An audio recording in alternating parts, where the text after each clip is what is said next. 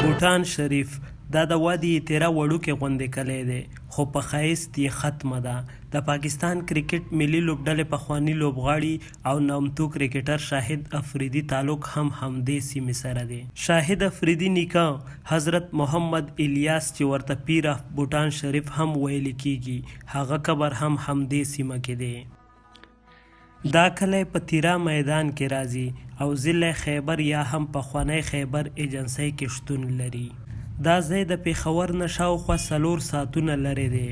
بوټان شریف کلی ډیر په لوړه دی نو ځکه د دې په ښکلا کې نور هم زیاتوالی راځي. پېښور نه تر دې ځایه پورې مزل اسانه نه دی ځکه خاما سړک او په غرونو کې تللې لارې یو څه ستونزې خلکو ته راولاړوي.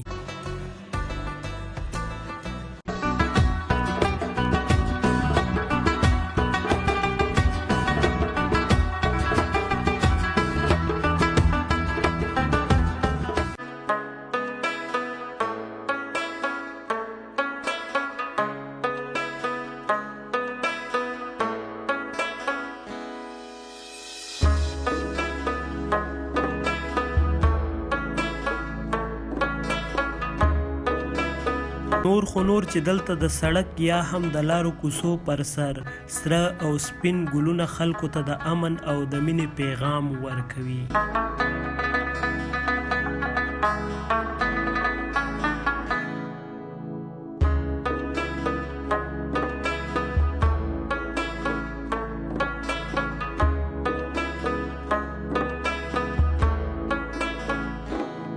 بوټان شریف د شاهد افریدي کلي سره د چکر یا ساعتتیري لپاره هم تر ټولو ښه ځای دی. هغه خلک چې اکثره زیات وخت نه لري او یا هم یو څو غنټې وخت لري اکثره همدې سیمې ته چکر لپاره تګ کوي. دنګ غرونه، شنې ونې او لارو کوڅو کې شینوالی د بوټان شریف ښکلا په ډاګه کوي. دلته د تیرا میدان خلکو سره د نور سیمو او د ملک نور برخو نه هم خلک ساعتتیري لپاره ورځي ځکه یو خو دې سیمې ته ورتګ په اسانه کیږي نو ورسره د چکر په وخت سیلانیان دغه سیمې سره د تیرا میدان نور سیمو ښکلاګانې هم لیدلی شي.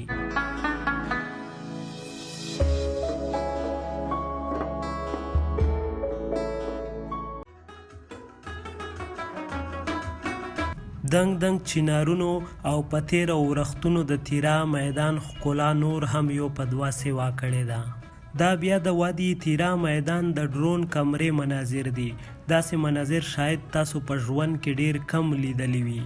دنګ غرونو ترڅنګ د تیرا میدان ښکلا او په تیره د ډرون کیمرې د لارې شوې ونو، چینارونو او په تیره د تیرا میدان د ښکلا ویډیوګانو دې سیمې ته نور هم ښکلا وربخلې ده.